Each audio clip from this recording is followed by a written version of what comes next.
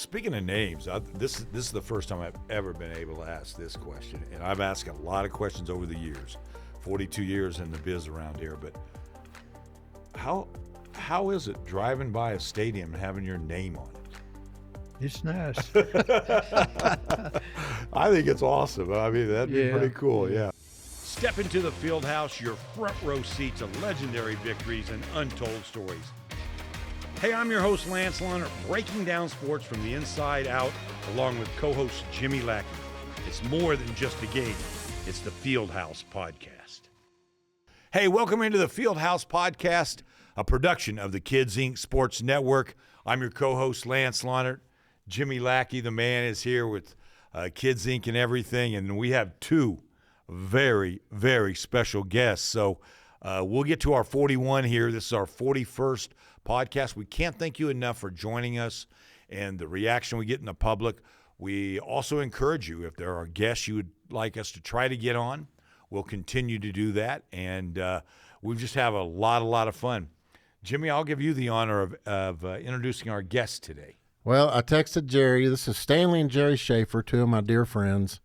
I texted Jerry yesterday and I said, hey, we're shooting a podcast tomorrow. You want to come on? Because a lot of weeks, it's just me and Lance, and we shoot the bull back and forth. And I was in Hereford and had Dimmitt on my mind. I thought, man, I'm going to see if Jerry wants to come on. Why was Dimmitt on your mind? Because it's right there, and we had Exactly. we got some Dimmitt teams playing in our league, and we were talking really? we were talking about that yesterday, and so it just kind of spurred that deal. And so I texted Jerry and I said, hey, you want to come on the podcast with me and Lance tomorrow? And he goes, sure. And about 5 minutes later, he said, can Stanley come? I said, absolutely. So I sent Maddie a text and Lance a text. I said, set it up for 4. And I should have said 4 people, not 4 o'clock. Poor Maddie, I come in here at 10:30, shoot this thing, and there's nobody out here. So I thought, bless your heart, I'm sorry. That was my fault. I thought 4 o'clock as apologize. well, and I'm like, I got a show at 5 o'clock. It's going to be tight. That's my bad. Then I went to that, It was a long day yesterday. Stanley's going to be the star, so we're glad he's involved in here. But obviously, I met these guys in the 90s, late 80s, early 90s, when I was running the alumni office at WT, and fortunately was able to become what I classify as very good friends with them. I treasure our relationships. We've traveled together and done things together, typically because of our bond with WT. And but to see the things that Stanley and Geneva have done for our university, and Jerry and Buffy and their whole family, Dave and Sherry and all of them, they're just unbelievable what they've done. Geneva was kind of and Stanley will probably tell you this, she was the whip cracker behind the scenes. Absolutely. Whatever Geneva wanted, Stanley got done, and that's kind of the way it was. But I'm going to start out with a very unique story, if you don't mind, and then we'll get to 41. So 12 years ago, when my dad passed away, and I'm trying to clear out the house, we're going through these drawers in this one bedroom, and you know how those old notebooks were that people had photos in, those photo albums. People had the plastic, you stuck the stuff behind them. the Polaroids. There was like 6 or 7 of those in these drawers, and I got this last drawer, and there's one in this drawer by itself, and I'm looking through it, and there's nothing in it. And about the 3rd page, I'm going to give y'all all a copy of this, because I made a copy of this. On the 3rd page is this newspaper article that's about this tall. And I'm looking at this and I go, I know that guy. And I'm like, well, wait a minute, that's Stanley and Geneva. This is their wedding announcement that was in a shadow book or whatever you call those things at my mom and dad's house. From the Globe News? No. I think so. It might have been from the Globe News. But it's talking about their wedding announcement. And I'm like, how in the world did this? I mean, I've never talked to mom or dad about Stanley or Geneva that I know of. I don't ever recall having a conversation about it. Would have never thought they would have known one another. So I pick up the phone and I call Geneva. And I said, Geneva, I got to ask you a question. I said, did you ever know my mother? And she goes, Jimmy, I don't think so. She goes, what was her maiden name? And I said, Hill. She goes, Lefty Patty? My mother was left-handed. And I said, yes, ma'am. She goes, yeah. She goes, she went to Northwest Texas School of Nursing. And I said, yes, she did. So somewhere back in those days in the 50s, they crossed paths and obviously became friends because Mom cut this newspaper article out. It's about this tall. I still have it. And it was in the. Lo and behold, it was Stanley and Geneva's wedding announcement. That's one of my prized photos in my phone. I take it, show people all the time. Stanley, do you remember this in the paper that day? Well, see, I was young. Yeah, you look great. I like the flower. I like it all. Yeah. I like But the tie. I would have loved to have had that conversation with Oh, Mom yeah. and Geneva in the room to figure out how they met. But That's pretty cool. That's one of my treasured stories about the Schaeffer family, is Well, finding that in Mom and Dad's house. Geneva actually went to the nursing. That's where they met then. Yeah, that's where And- they met Yeah. for one semester and decided she didn't want to do Back nursing. then, if you wanted to be a nurse, that's where you went. Northwest Texas Yeah. Hospital on 6th Street had its 6th own Street. school of nursing. That's where I was born. And so that's where they crossed paths. But how unique is that? That is All those years crazy. later, after I'd known them for 20 plus years, That's pretty would I cool. find something like that? That the only thing that was in that book. That's interesting. Yeah. So It's a there's small- my story it's a for the small- day. I was going to ask you, do you remember the day that was in the paper by any chance? No, Okay. I mean, that's too long ago. that's a bit ago though. So, hey, we have a tradition on the show here, guys. This is our 41st. Can you believe that? It's great. Yeah, when we did 40 the other day, I was like, man, it's going it's fast. going fast. But we're into obviously athletes with jerseys. Maybe somebody you played with. Maybe somebody a famous athlete. Your favorite number 41. Okay, I know that's got to scratch the memory a bit, but you came in all fired up today, and you had 41 ready. So I didn't even have to look at the book. should we do this thing where we go 1, 2, 3, or should we stop that? Was that too corny? No. 40. 40 was Gale Sayers for me. And he was in Amarillo one time, and I was telling Jimmy that I got a ride in the limo with him to go pick him up at the airport and bring him back, and how quiet he was. But out of respect, it wasn't like this boisterous, look at me, Gale Sayers, I was very impressed and taken back about how quiet he was. I saw him when we were playing Southern Illinois, and he was the athletic director, and he was standing up by himself in the stands, kind of at a mezzanine area, overlooking our shoot around. And I swear there was an aura. Yeah. He was just kind of had this beam of light around him. Yeah, I don't doubt that. So I didn't meet him, but I got a glimpse of him. Yeah. So my 41 should give you a hint as to who my 43 is. We'll see if Okay. you can figure it out. Go ahead and go 41. Charlie Waters, Ooh. Cowboys. Wow. That's And good. hands down was my 41. I didn't even have to look at the book. Yeah. Charlie Waters. He was special. Yeah. Back in Cliff the day. Harris, Charlie Waters. Yeah, those guys. So you already know who my 43 is going to be. My 41, I'm sticking with the first movie I ever cried out was Brian's Song when it came out. And that would be Brian Piccolo, who was Gale Sayers' running mate at that time, who passed away, from some sort of cancer and all that. But that's going to be my 41 is Brian Piccolo. Yep. And so it was 40 and 41 with Sayers and Piccolo. But, that's who I was about. Waters, if you're a Dallas Cowboys fan from old, he's a natural. Yeah. Yeah. Yeah, they were special. Yeah. What about it, Stanley? Do you have a favorite 41? I don't have a favorite 41. That's okay. That's all right. I mean, you don't have to. You know, I'm a CPA. I'm not a numbers guy. Not at all. Yeah, not at all. Yeah. Big time numbers guy. Jerry, who would you go with 41 over your years? I don't know if Was this there a is famous accurate. Dimmock Bobcat that wore 41? Yeah. My buddy, Steve Myatt, who was the center post on the 1975 state champions, he wore 40 in the white uniform and 41 in the dark. purple uniform. Really? Yes. That's it. Why was it back? That's the way we were, 10 and 11. Why did they do that back then? I don't know. Dark jerseys were always the odd numbers. Invariably, we'd have some problems with the books. Yeah, scores. yeah. You'd get, if you had a problem there, you were vulnerable to getting the technical. Yeah, so yeah. it was tricky. If your number's wrong in the book, in fact, Joe Lombard has 2 technicals in his life, okay, guys? One of them was the seat, but remember the seatbelt rule it was in? I think you were coaching at that time, weren't you? I was. Where you had to sit down and you couldn't stand up. He literally was standing up, okay? And the ref, a friend of his, I think, just ran by and go, Joe, I got to give you a T. You're standing up. And gave him a T. The other one was the book was filled out wrong. They added a JV player, and he didn't have her in the book, and that was the other technical. But you're right. You can get teed up for those. How would you like to have been that official that had to give Joe Lombard a technical? Yeah, I gotta say, I'm not I don't like officials, especially, you know. But I sure don't like an official that gives Joe Lombard a day. There's something wrong with that guy. yeah, I agree. What's his home address? Yeah, no joke. Yeah. I don't think I'd want to be that guy. Did you get a few tees? A few. Did you? Yeah, I was a little more hot-tempered than Joe. Yeah. Yeah. Did you get them on purpose ever to I inspire the I team? did that once, and I think maybe a couple more times. But I went out one time and just whispered in the guy's ear. I said, "I need a tee, get my team fired up." And this was over.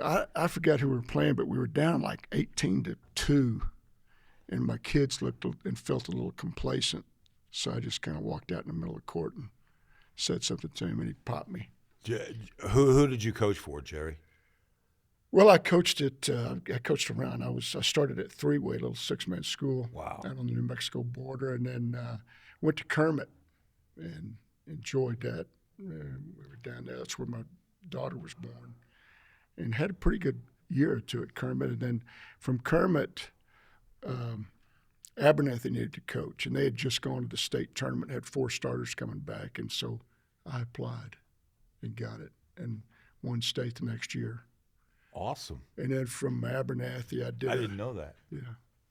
I coached a little bit at Lubbock Coronado. Right, I knew that. Barry Voss. Yep. The great Barry Voss. He taught me a lot. Yeah. That was Jeff Evans' mentor as well. Yes. Yeah. I took Jeff's place. Okay. Jeff went to Abilene, and I came in as Barry's assistant. And LISD was a great place to be there for a while. And then after Coronado, I coached for Rick Cooper for a year. Oh, my. And learned a lot. I mean, you talk about a guy that could manage some guys and some difficult guys. What was Coop's strength, in your opinion, as a coach, from a coach's eyes? Well, sheer will. Yeah. I mean, he would. I like that. He would will you to do what you had to do. He was a good communicator. You know, I think Rick's always been kind of sneaky brilliant. Oh, totally. You know, he's so smart. He's kind of quiet and he laughs at himself, but he's brilliant. Yeah. And then there's Janie. I was fixing to say, I've always said Janie and Rick are two of the most well-read people that I know. Yeah. They're brilliant. And Janie coached at Plainview, you know, and they won a state championship, I'm pretty sure. She was an assistant Janie's there. as solid and down to earth as anybody I know. And when I got into school administration, and there was so much pressure to locate the weak links in your scores, your standardized scores. Yeah, that's a science, and Janie could do that better than anybody I've ever met. Wow. She could take a look at your scores, you know, take a look at high school scores, and just in a matter of minutes kind of say, you know, I think it's your third grade reading. And you're like, what? And your algebra scores, I think that maybe your ninth grade algebra scores may be related to your fifth grade reading. Yeah, you know, interesting. She was brilliant about that. So. Yeah, that's good. Yeah. And then and continue coaching. And after WT, I got into administration, became an assistant. Did you mention Pampa? Pampa. Oh, that's right. Yeah. I'm sorry. I forgot about Pampa. Pampa came in after Lubbock Coronado. Okay. I was there with Dennis Cavalier. I don't know how I could forget that. I loved Cav. Yeah. What was it like coaching in McNeely? That old Well, gym? you know, what a place. Yeah. When I was there, it was parquet floor. Yeah. I mean, it was just gorgeous. And it was an old holler house. You know, it was tremendous echo. If you could get a crowd there and get them going, it got loud. And it was historic. I watched games there growing up. Yeah. Yeah, it's still one of the great gyms. It's a great gym. And they did finally build a facility for the football teams. I don't know I'm sure you knew this, Stanley, but you had to dress in McNeely or around it if you were a football team visiting. That's right. So you actually went across Randy Matson Street to correct. get to go to the game. You know what I mean? To actually, Larry Dipple used to always say, "Man, if we get any kid injured, I'm going to be so livid." You know what I mean? But crossing that street, but So do you remember the old commercial, the E.F. Hutton commercials? When E.F. Hutton talks, Yeah, people listen. This is my E.F. Hutton. Okay. You know, Stanley doesn't say a lot. Stanley, let's ask you simply this: where you are an incredible giver, okay, not a taker of this world, which I've always admired about you. So, why do you think you became such a giver in this world? How did that happen? Oh, probably goes back to my parents, especially my dad. My dad just drilled in me day after day, always leave a place better than you found it. And if you're going to do a job, do it right. But it probably goes back to my dad more than anything else.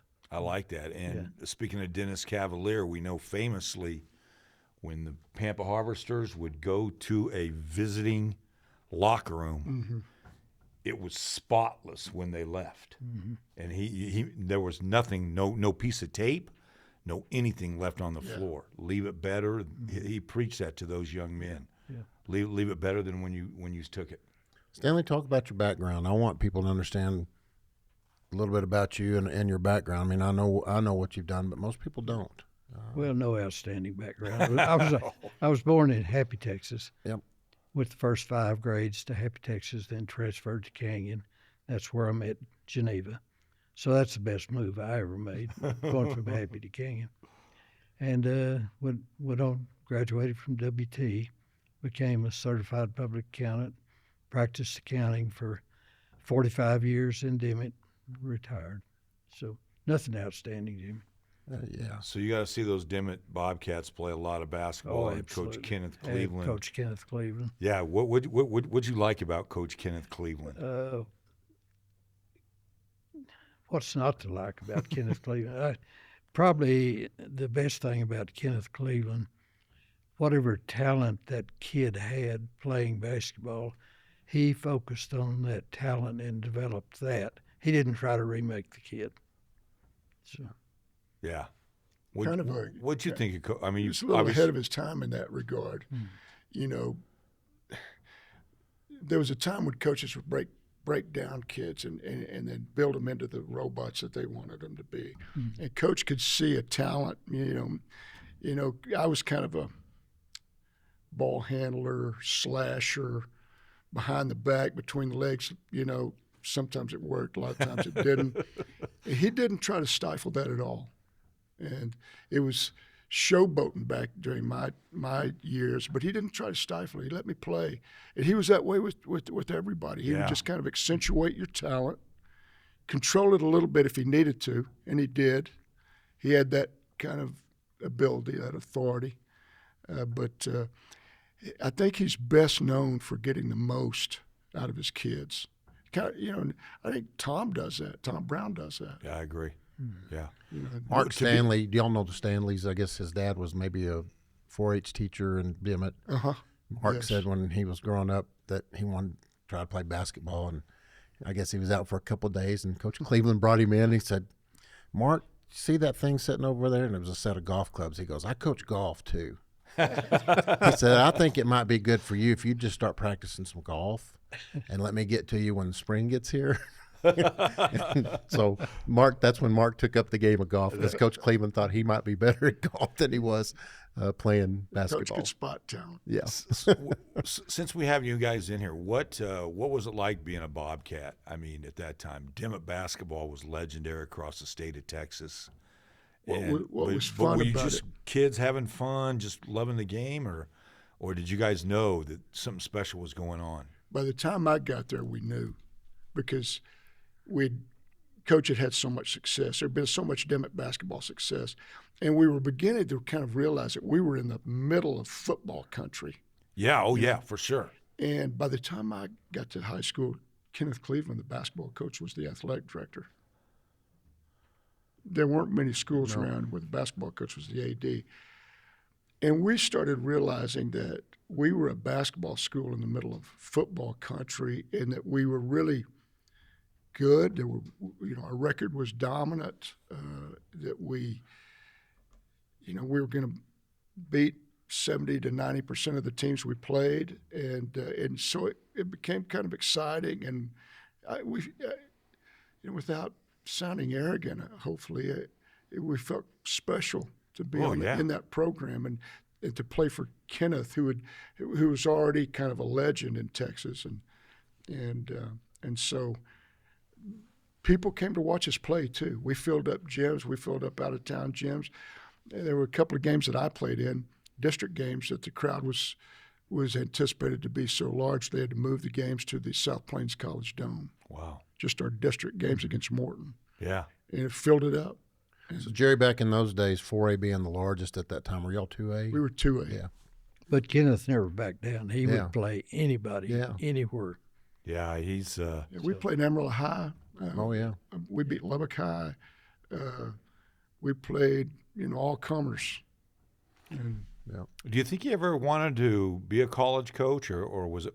Could you tell? Was he always happy there, Stanley? And you knew him very well. Was he just happy coaching? He was happy. He, after he won his second or third state title, I was in his office one day, and he got a call and said, "No, I'm not interested. I like it here. I'm going to stay here." Yeah. But he could have gone many times. Yeah, that's what I thought. Yeah. Yeah, that he had a lot of opportunity. Yeah. So I came on the scene late, like 82, you know what I mean? So Dimmitt was already established by then with him. And so the one thing that I loved about him, speaking of reading, he would like read my columns, but like I would get a call from him every once in a while, like about a subject that had nothing to do with basketball. And he would chat it up. Sometimes he agreed, sometimes he didn't. So we had a pretty special bond that way, and I always enjoyed that little Kenneth Cleveland call to the office. You know what I mean? Yeah, it was way cool. I mean, a lot of just that's the way he was, though. Lance, there was a calmness about him. He was very composed, and composure was one of his power words. Yeah, that would be in the locker room, maybe on the gym wall. Yeah, poise was a key word for me. coach. He was my John Wooden of high school coaches. You know what I mean? A lot of people made that he was comparison. Like that guy. Well read. He was also smart enough to know that he was a strong family man. I mean, his family was everything. His kids were always at the gym. His wife was always at the gym. Yeah. She was kind of like an assistant coach in charge of nourishment and emotional, support, and every now and then a darn good talking to. Yeah. But his family was everything. And so I think that he knew that if he'd gone into college, he would have lost that a little bit. Yeah. It would have damaged that a little bit. Yeah. I was working in residence halls at WT back in the 83 bunch, and radio was all we had. But I remember the lobby being full, listening to them at the state tournament.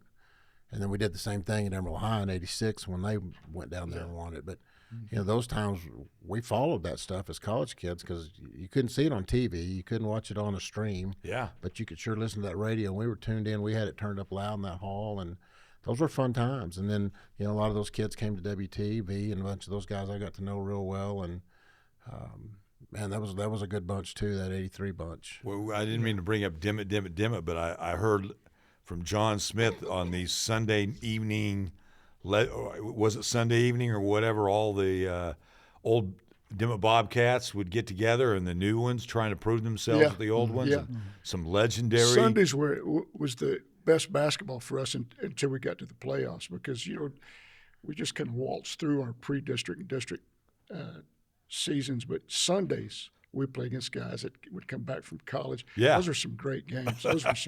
I lived for those Sundays. Yeah, that's what he did too. And after I graduated, I went back. Yeah. I went back. Yeah, he said they were those. Throw some of those names out, Joe. I mean, Johnny Hampton. Johnny Hampton was I graduated. Johnny and I graduated together. But in terms of Sundays, we had some special Sundays where guys like Bobby Baker and Mark Woolgamuth would come back from the 60s and early 70s. But Sunday in and Sunday out, Darrell Buckley, who's Coach Cleveland's son-in-law, Norman Hayes would be there. Kenny Doss would come out. We had Kent Bradford come back. Kent was a legend at Dimmitt. Steve Nutt would play Florence Acevedo. I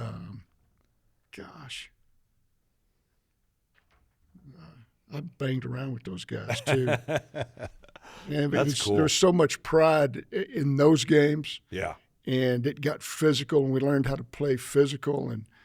And Coach Cleveland would just sit there in his chair and smile. We'd get into it, and he'd just be smiling. But basically, all my old heroes played, and I'm kind of blank cool. right now. Stanley, let's shift gears to WT.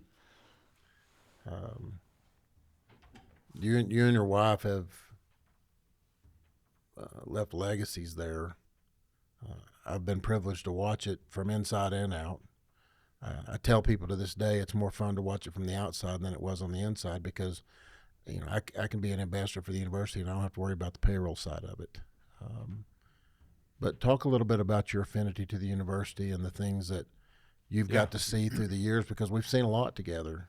Well, probably, of course, we grew up with the university in Canyon, and probably goes back to Geneva attended the training school, the 1st through the 5th grade. Yeah. Called it the demonstration school back then. Called a demonstration school. Yep. Instead of going out and practice teaching, you practiced on campus, so to speak. Oh, wow. Okay. Yeah. So they had their own school, K through 12. And she just absolutely loved it, and it was a special thing for her. I had all my classes in that education building, and for those of you that don't know, when shortly after Geneva passed, we got word from the state that we were going to get some assistance to renovate the old education building that had been mothballed for quite some time. Mm-hmm. And of course, there's some money that comes in from the state, but there's others that has to be privately raised. And this guy right here made sure that a big chunk of that was taken care of, and his wife's name will be the one that's bearing on that building when we get it open. I drive by it going to the barbershop all the time and saw the new windows in it the other day, and I can pick apart those rooms, which professor I had in which one of those rooms, and I'm sure it looks very different in there now. But I graduated in front of that building. My summer graduation in '85 was on the lawn, and they made a stage out of the front steps, and that's where I graduated from. And so I have a lot of history in that building, plus my first graduation with my bachelor's degree was right out there on the lawn in August of '85, and a lot of good times in that building, some great professors that I had in there.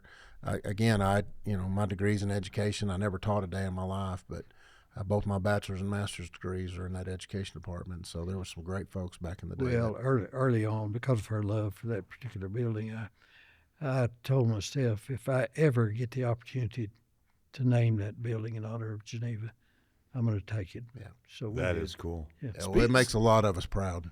Yeah, it does. Speaking of names, this is the first time I've ever been able to ask this question, and I've asked a lot of questions over the years, 42 years in the biz around here. But how is it driving by a stadium and having your name on it? It's nice. I think it's awesome. I mean, that'd be pretty cool. Yeah. It is cool. It is. Well, go back and talk about your and Ray's relationship, Ray Bain. Talk about y'all's relationship, because that goes way back, too. Yeah, our relation goes back to the early 80s, and Ray was another one of the special people that I got to associate with in my life. Yeah. And he came to Dimmitt and started to work for the First State Bank then, which eventually he was able to put a group together, and I was fortunate enough to be in that group to purchase that bank. And we ultimately changed the name to First United Bank, and we now have 23 branches. That's awesome. So, Stanley's on the road a lot to Lubbock. I know he goes to a lot of board meetings down there for the bank, and I can tell you, early in my days running the alumni office, we used to have functions, and we would be one time we were at Ray and Barbara's house, and Barbara couldn't get me out of the room that had the putting green in it because I wanted to stay in there and play on the putting green. I can't remember if it was an office or what it was, but there was a putting green in the house, and I just wanted to hang out in there, let everybody else go do the other stuff. Ray was a special person. Yeah. The Bain family are special people. Yeah. So, yeah. I was thinking of questions to ask you guys, but I had one for you, Stanley. Is you have a perspective of all the era of WT a large portion of that. And so in the mid-'80s, when they decided to go from Division I, Missouri Valley, to the Lone Star, it was kind of controversial at that time. But at that time, were you for that move or against that move? And then as you look back these past, 30 years or so, 40 years, how's it gone? Well, of course, at the time, we didn't want to do it, but it came down to a matter of, it all boils back to money. You got to have the money to play with the big boys, and we just didn't have it. So, and I would rather be top tier in D2 than a lower tier in D1, but good, bad, or indifferent, that's kind of the way it is. And you travel with the team a lot. You guys go to a lot of games out of town. Do you enjoy that aspect of being like the face of WT on the road and things like that in the stands? I love it. Support, I yeah. love it. Well, what is it about you love so much about that? Well, I just love WT. I can't remember if it was Saturday or Sunday. I think it was Saturday. I turned on the ball games, and From Frisco. the men are playing, and they've got the stream on, and I can see Stanley, and so I take a picture of him. I send him a text. He waves. Girls play that afternoon. An hour later, over at Denton, there's Stanley. I sent him another text. His back of his head's right there in front of the camera. He just does this to us, and he's everywhere. He is everywhere. I'll tell you I a think good story about WT's Dad. Go ahead. Would love to hear it. So we were in Indiana at the national basketball tournament. And at Division II, it's the Elite Eight instead of the Final Four. And it was the year Zach Toussaint hit that last-second shot to make us beat, I forgot who, Jefferson or somebody. Lincoln. Yeah. And so To get to the championship game. there was like 4 seconds on the clock. Tom calls a timeout. We're down by 2. And I turn around, and Dad's seen a million basketball games. He's a good basketball mind. And so I said, what do we do here? What would you do? What would you call? Because I know what I'm thinking. I'm thinking go in and get fouled and get, either make a bucket or go to the free throw line. And Dad looks at me without hesitation. He says, hit the 3. Yeah. And, we're down by 2, and he said, shoot the 3. Zach shot the 3 at the last You remember second. whose hand that went over? He came to play for us the next year. That was when Julius was playing for Lincoln Memorial. Julius Brown. And he went up to block that shot, and he was too far away, and Zach got that shot off. Julius came to play for us the next year. Julius is a great player, Yeah. too. Wow. Good Yeah. kid. Yeah. Yeah. That's fun. That's fun. So, yeah, I mean, what you guys have done for WT is absolutely off the charts, but just the joy you get going to the games, I think, is pretty cool as well. I mean, you don't have to do that, but do you just enjoy seeing competition, or what is it? Oh, I just love it. I love the competition. I love, and WT is always competitive in all sports. Do you think we'll get that football program going eventually? We will. We will. Yeah. Yes. Yeah. I do.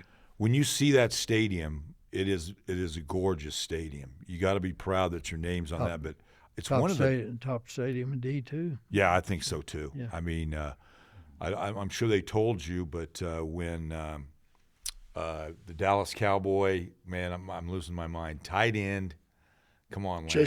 Jason Witten comes to town. I'm sure they told you this, but they held their practice before they played West Plains at Happy State, formerly Kimbrough.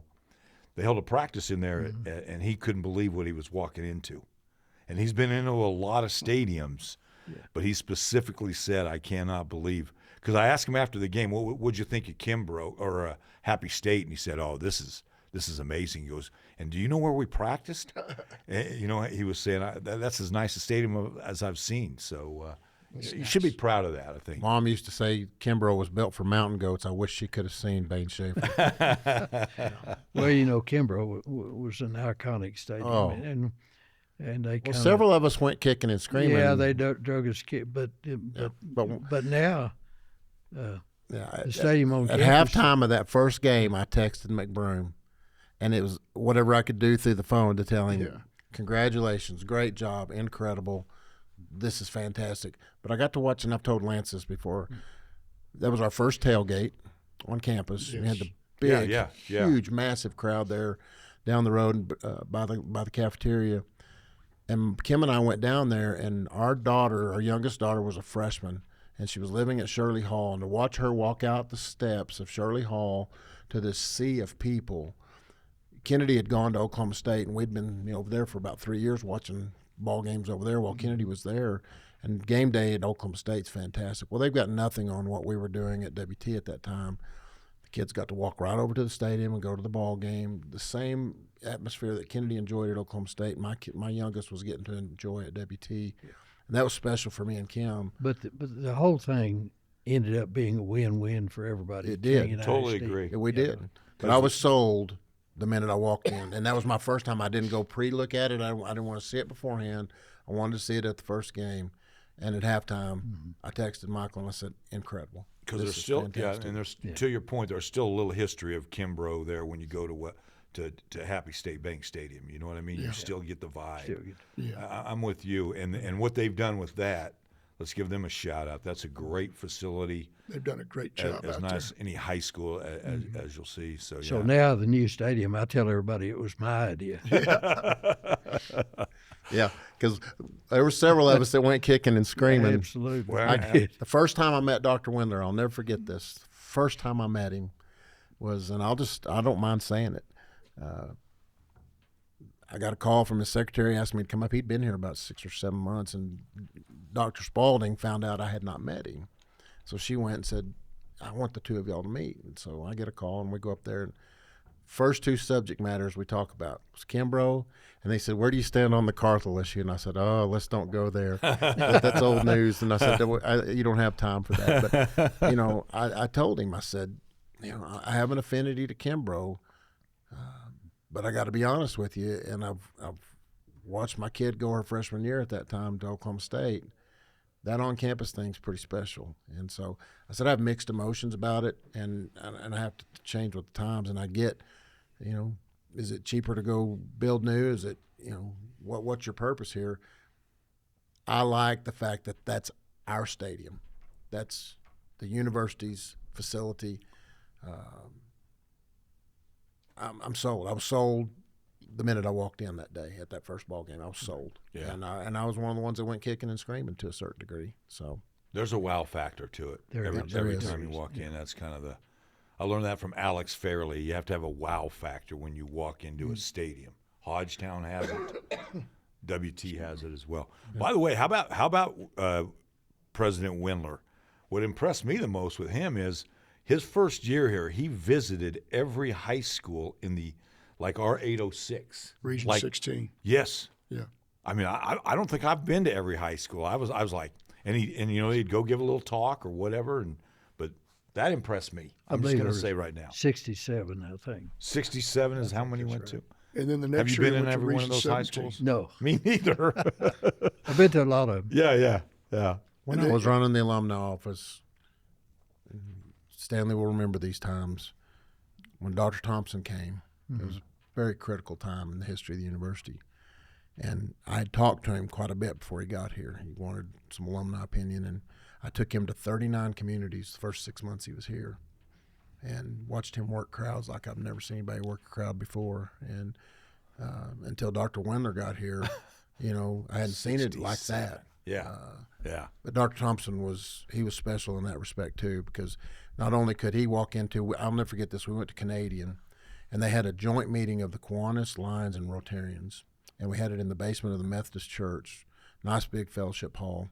And Dr. Thompson stood at the bottom of the stairs and would shake people's hands as they come in, and on the way out, he'd call them by name. Thank you for being here, John. Thank you for being here. I'm like, okay, I got to get in the car because I want to know how you do that. Yeah.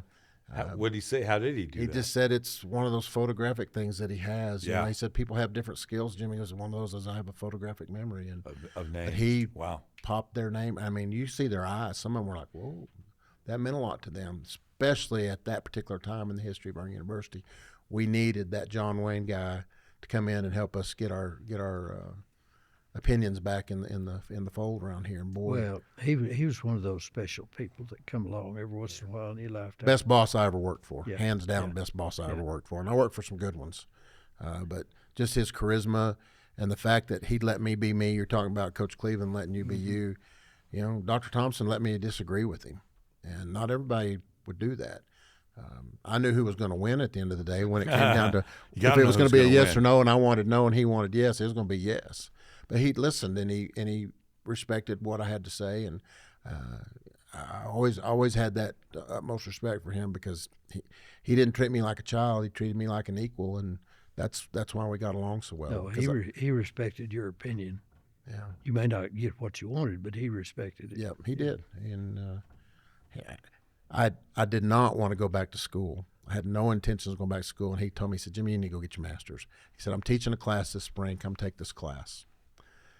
Okay. Kim has already started hers, so she's going to have to take this class too. And it was problems in higher education.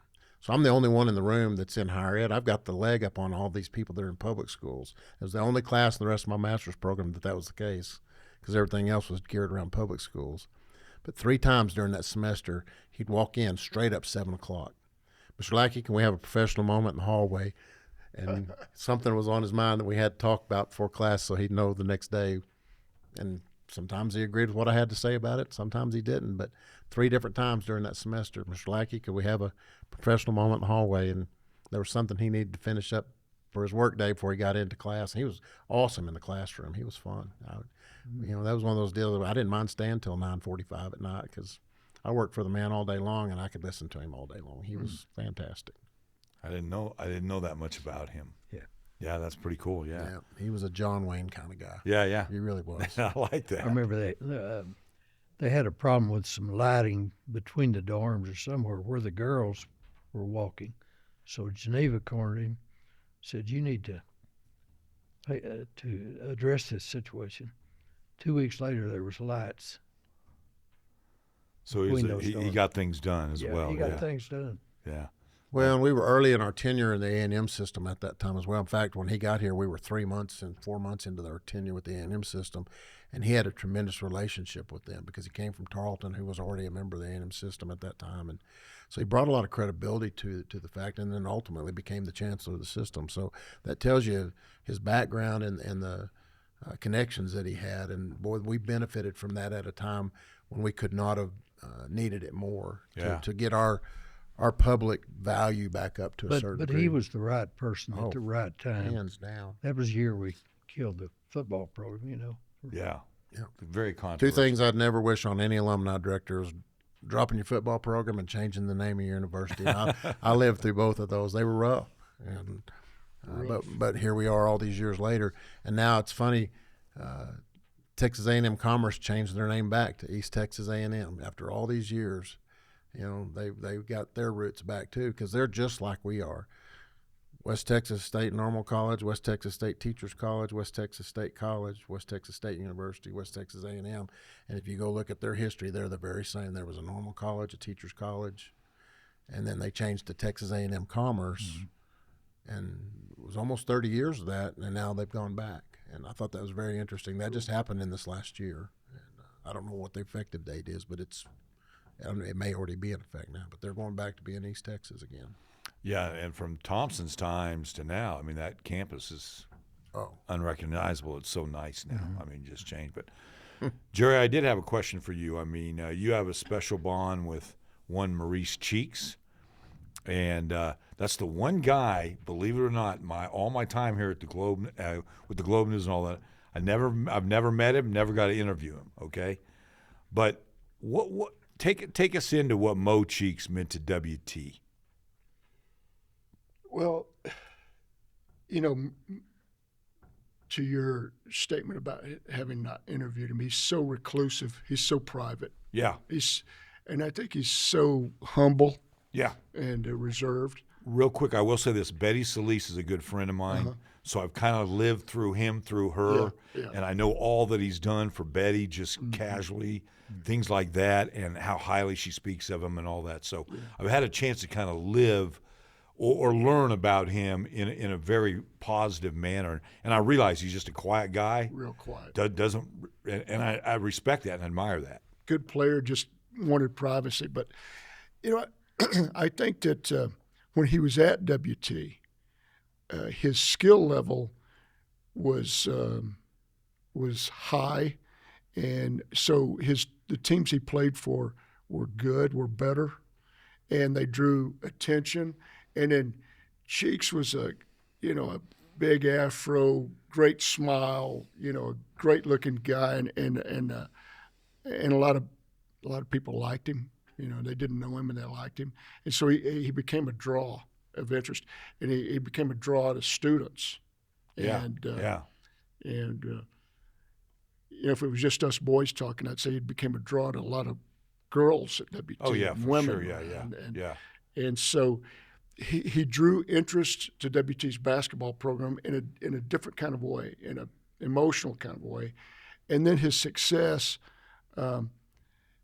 he was voted into the Pizza Hut All-Star game, which was the kind of the All-American All-Star game, by students and by people in the area. People in the area, you remember the Pizza Hut voting parties Oh we yeah. had? Oh yeah. And then when he played, he did really well. I mean, he was like, I thought he was going to get the MVP. We thought he was going to. I think Michael Thompson ended up getting the MVP. But Cheeks, there were a couple of really top guards in that game: Butch Lee and Phil Ford. Wow. Marquette in North Carolina. Marquette Cheeks and made Butch. him look Remember the Marquette jerseys, Jerry? Yes, yes. They were out of their jerseys. You know what I mean? They had like little.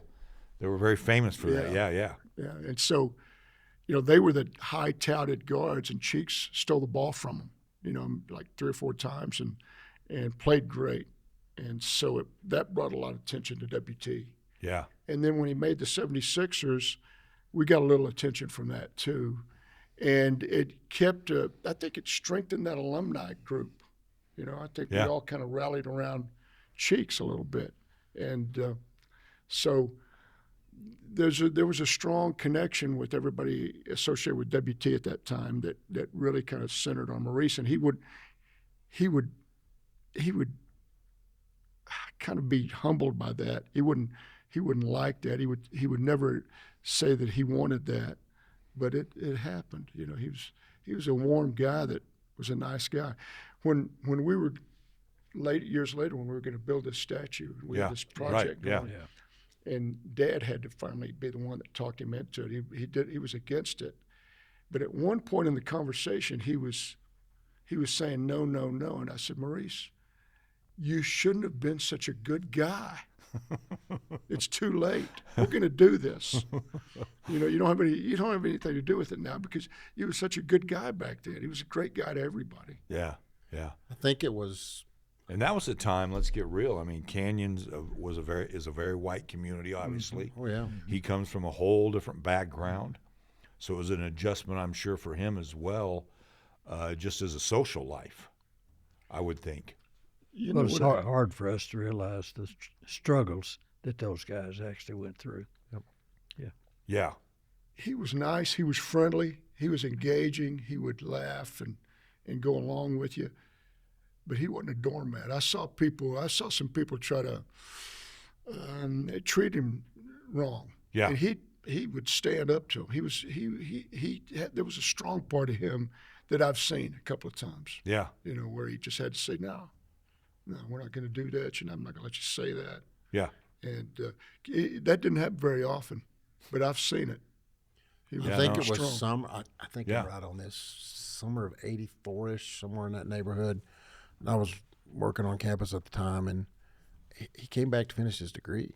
Yeah. And was on campus that summer, and just blended in with everybody, and waved to people. People knew who he was. I mean, by this time he played in the NBA. Why do you think he came back to finish his degree? I think he promised his mom that, if I'm not mistaken. Yeah, I think Well, there were about 3 women involved in that. One was his mother, and the other 2 were Betty Solis and Geneva Schaeffer. Okay. And they just put the guilt on him. So you got to come back and graduate, and he did. Oh, Betty Solis thinks the world of him. The things he did behind the scenes for her and her family. Were just and I'm incredible sure. What she did. And quietly, as you guys have said. So I just think it's cool that you guys got that statue up. I want you to know that. I go by it a lot when I make sure I go by it every time I'm at the FUB. You know what I mean? Just to take a peek. Kind of So long But overdue. we had to go up personally to get permission, from from him. So we ganged up, but we took Betty with us. Yeah. So talking about Betty, she gets named Distinguished Alumnus a couple years ago at the university, and lo and behold, Lights go out. Who shows up? Mo Cheeks. yeah. Yeah. We've been trying to get him back for years. And it's always no, no, no, and then Betty. you know the inside story about how he came back. No, I don't. Well, there's a guy sitting at the table with us right now that called him. He called me first. He said, Jerry, you've never given it out to anybody. I know you haven't given his number out, but would you let me have that number and I'll use it one time? And so I gave Dad his number, and I don't know what you said to him. I put the guilt trip. That's pretty cool. I've had one of those phone calls or two from Stanley before. I still want to meet him before, we both leave this earth. So I'm going to get a press pass sometime and go Stick sneak around. up on him. He'll come back. Maurice is starting to feel his age and kind of sets an opportunity to have a certain kind of legacy. Yeah. I remember when that young lady was struggling with the national anthem. You saw that the other day. I did see that the other day. Yeah. Wasn't that great? That was great, and she's all grown up now. And that little movement there actually changed. She got those that don't know, he was head coach of the Portland Trailblazers. Mm-hmm. They have one of those contests, and this young lady won it. And she's like 12, wasn't it? 12 years old. She's going to sing the national anthem at a Portland Trailblazers game, and just stage fright set in. And Maurice, who couldn't carry a tune any better than I can, goes over, puts his arm around her, starts singing, and gets the crowd into it, and they sing that song. Classic. And she got to sing the national anthem. And did a great job, by the way. You can see how outstanding she was. That's pretty cool. Last week we relived it, and the interesting thing about that event, it touched the hearts of people outside of basketball, and all the basketball people, and it was so outside of Maurice's kind of nature, not his character, because his character is that guy. That particular incident kind of that defined his character to me. Yes, yes. Yeah. And apparently a lot of people. Yeah. Seeing somebody in need, I'm going to come rescue you. Save. Yeah. And assist. Yes. And it resonated with so many people emotionally, and then to relive it 20 years later was kind of cool. And he was kind of in the background smiling, and I he was at the game. He was there. Yeah. I texted him about it the other day. I said, hey, we're reliving that moment in Portland. And he texted back and said, amazing. And I said, well, it was the feel-good moment we all needed in America. Before we get out of here, I've got to bring this up because I would shoot myself if I didn't. These guys have obviously been a tremendous support to our university, and I'm so grateful to it. But I'm going to tell you, sometimes people ask you what your secret sauce is in your business, and I've been fortunate to raise some dollars here for this company, and I tell them it's the relationships that you build, two-way streets, and I would rather have 10 friends than $10 because money comes and goes, but those relationships that you have, they'll do powerful things for you. And Stanley has done so much for Kids Inc. that that's gone unsaid because it's WT, his name's everywhere. And so, but I want people to know that he told me privately one time, and I'm going to announce it to the world, that probably outside of WT, we're his next favorite. And so I'm going to go on record. I heard that. I heard that too. And so I might have that on tape. But Stanley, talk a little bit about Kids Inc. and Jerry, both of you. Y'all got to be a part of this because we have a relationship. And so talk a little bit about it and what you see from the outside. Of course, Kids Inc., the history of Kids Inc. back to California and all that. But to me, Kids Inc. in this day and time is Jimmy Lackey. Wow. And if it hadn't been for Jimmy Lackey, probably wouldn't be here today. But Kids Inc. is such an easy organization to support because you do so much. It's just an incredible number. What was the number of kids? 25,000. 25,000. Yeah, amongst our four companies, probably crowding 25, yeah. So Kids Inc., the project you got going is just a win-win for everybody. Yeah. Not everybody realizes that, but it is. Just to kind of give you an update, Lance asks every time. By the time this podcast airs next week, we will have probably released this press release. I don't mind stating this, but we received another $1 million gift last week. Sherry Morrison wanted to donate $1 million in Dean's name, and so that gift is special for us. Her son Sean recommended to her when they were looking at estate planning and things of that nature. Dean grew up in Borger. He was the valedictorian in Borger High School in 1972, went to Rice, ended up being a kicker on the football team.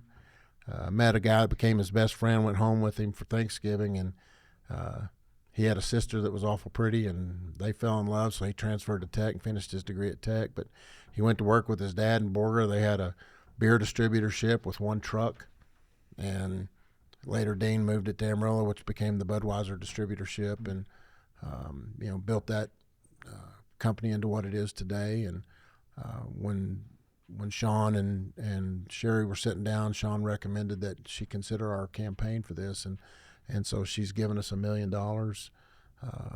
We are well on our way to getting started. We actually had a meeting at the city yesterday with all of the planning, utilities, everybody involved at the city that would be a part of our project as far as going through the permitting. I made it very, very clear to all of them that as soon as you can get us to where we can start moving dirt, we need to be able to move dirt. We're ready to go. We've hired a local team to make this thing happen. We've shifted gears back in November, and so Southwest General Contractors, Wes Purser and that group is our general contractor.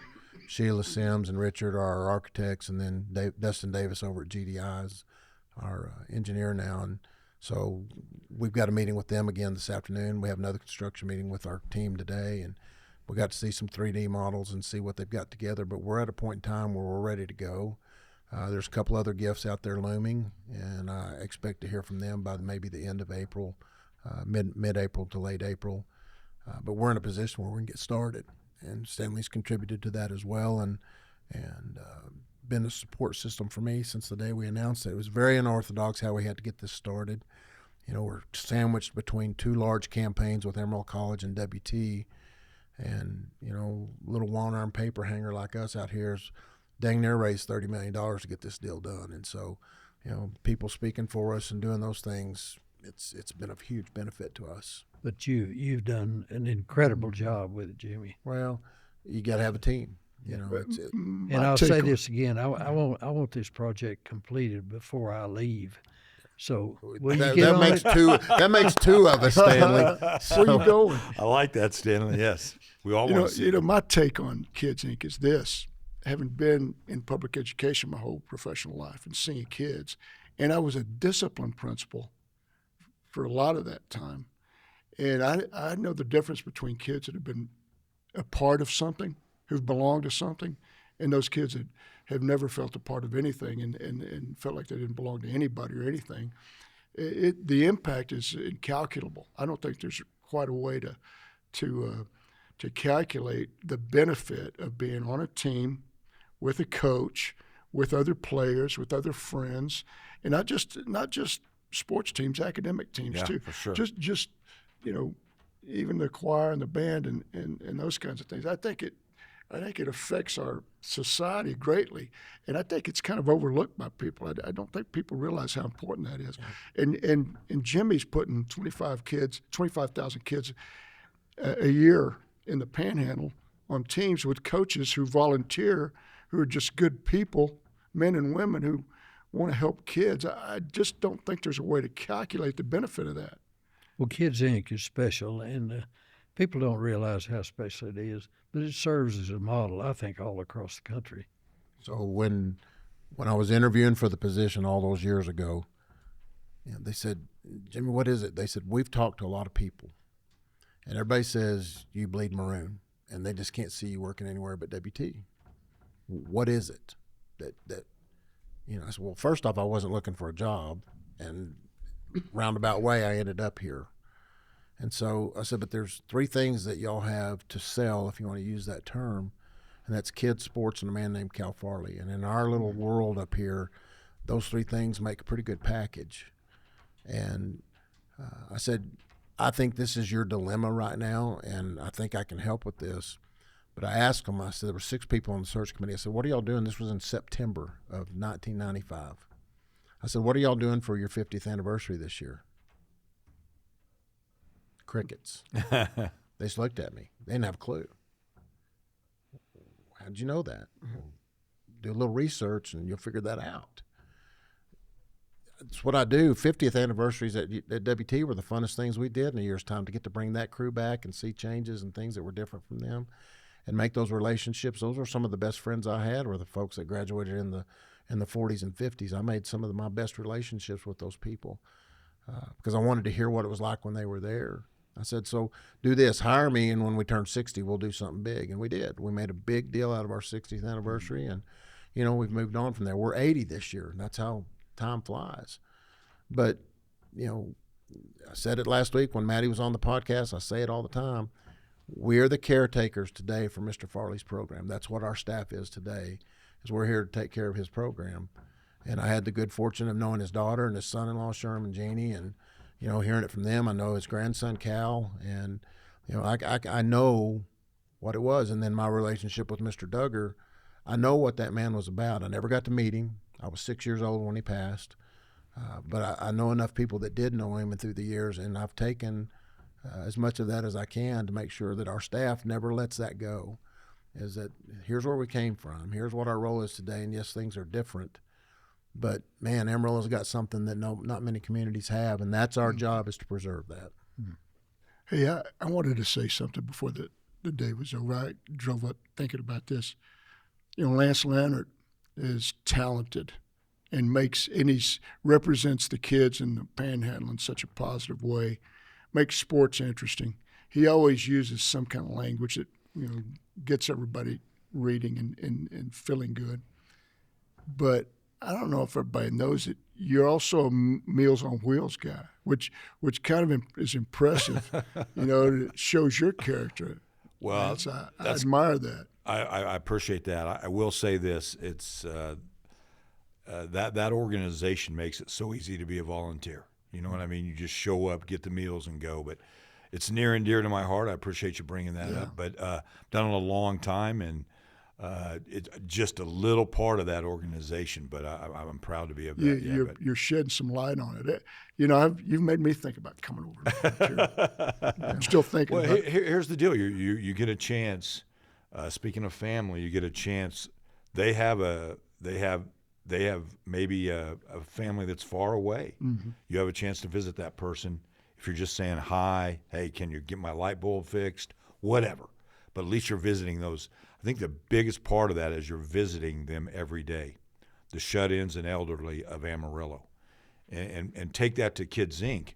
Kids Inc. is touching all bases of this whole city, of Canyon, of Hereford, of Dalhart, of Elk City.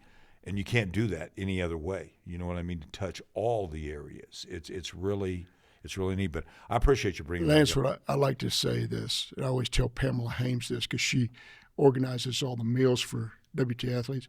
Who loves you is who feeds you. Yeah, there's no doubt about that, yeah. Well, it was 20 years ago we asked this guy to serve on our board, and he's still there. And you've got to have good people. And we're a team around here. There's no eyes. I made the comment the other day, if I can't hire people smarter than me in other areas, I think we talked about this with Maddie's podcast, that I'm not doing us any justice here. And I made this comment again, the day I'm the smartest guy in the room, I'm going to another room. I'm not that smart. You got to find people, and I've learned so much from you two, and I hope y'all know how much I value our friendship. Vice versa. And I think y'all know that. But I'm just tickled that we got to have a little bit of time just to sit here and shoot the bull for a little bit. I learned a lot today. This is what we do. You found out it's not scripted. The folks that out there, we don't come in here with notes. These are my notes from other stuff today, and I may write a note or two down, but there's nothing scripted on here. There's not one thing about this podcast in my notes here other than this wedding announcement from many years ago. That's pretty cool. But I so appreciate y'all coming. This is one of those ones that's just fun for me personally, and I'm grateful to y'all for spending a little time with us today. Thank you. Very honored. Yeah, great stuff. Stanley, got any idea how many WT games you've attended? I could work on that, but I would like to know someday. Yeah, A lot. I regret not. A friend of mine over at the Oklahoma City paper just had a simple notebook, but he would just write down, like, on December 13th, I covered the Oklahoma State game. I wish I would have done that in a notebook over 40 years. You know what I mean? So I was just curious if you remembered. Lance, Coach Cleveland kept a little notebook, and he would, before every game he coached, he would predict the score, the outcome. Is that right?